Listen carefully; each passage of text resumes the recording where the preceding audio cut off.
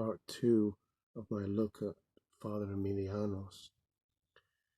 He talks about himself, I think, here, because I've heard that this is autobiographical, that he had this struggle. He talks about a monk who was extremely dry in his prayer and really lost his faith in power of the Jesus prayer. He would say it from time to time, but he so groaned inwardly, and he felt like leaving the church, leaving being a monk and becoming a so-called seeker. Now, it might not be him, so don't quote me on that, but into a so-called seeker after truth, and his soul groaned like pounding waves, and he sought deliverance from this affliction. And then he talks about how one night this monk, this anonymous monk, was at a loss to know what to do. Walking was no avail, night suffocated him, and one night, because of the suffocation he was feeling, he opens the window of his cell to get some fresh air. It's dark. Here's this dark theme again, you know. We talked about St. John of the Cross before, but there's an emphasis in orthodoxy. It's come into the light. The orthodoxy is light. Phos to Theo. Jesus is the light of the world. And it was dark, about 3 o'clock at night, and he was tired, and he went to close the window in the hope of getting a little rest. But it was though, as all around him, all the darkness outside, as if it had become light. He bent down to see where the light was coming from. But it wasn't coming from anywhere. The non-existent dark became light, and even his own heart was light. His cell, when he went towards it, had also become light.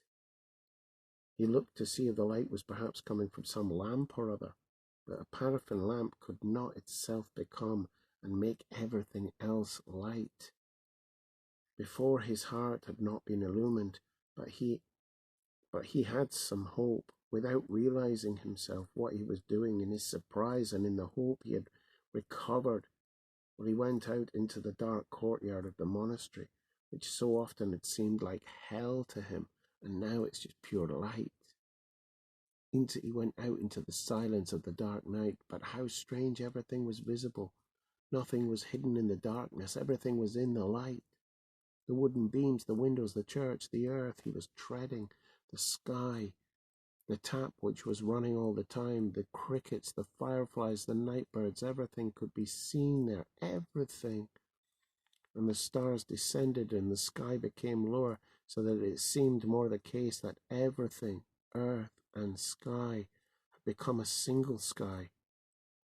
And all together they were singing the prayer, saying the prayer, and then strangely his heart opened too and began to dance, began to beat and take part involuntarily in the prayer itself.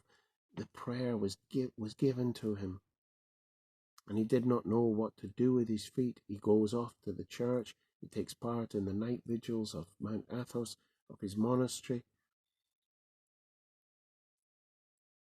And it says, and as he struck the keyboard, let's put it this way, they don't play keyboards, but it's figurative language, of the heart and of the altar, his voice reverberated up to the altar above the heavens. The service continued. The church was lit mysteriously by the icon lamps. The light was not all around him anymore by the end of the service, he says, but the light was abiding in his heart. He knows a lot about this, doesn't he? It's because, I argue, it probably is biographical. But now the song which his heart had started did not finish, yet he saw in his ecstasy that earth and sky were singing the prayer, and realized that the monk lives and shines when he is made to leap for joy by the prayer. Suffice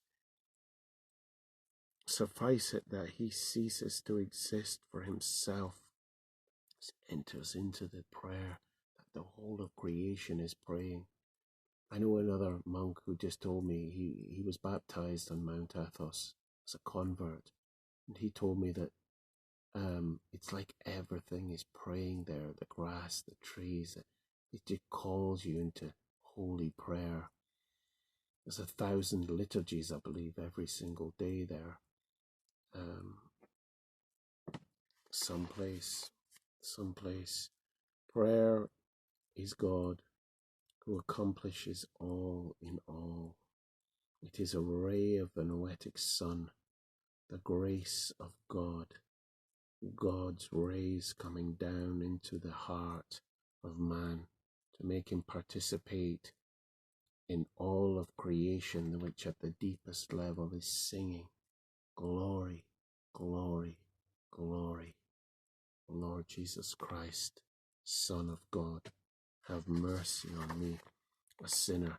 And, you know, Elder Aimilianos, in this section on prayer, he says, we realize that the Jesus prayer contains glorification, thanksgiving, theology, supplication, and confession.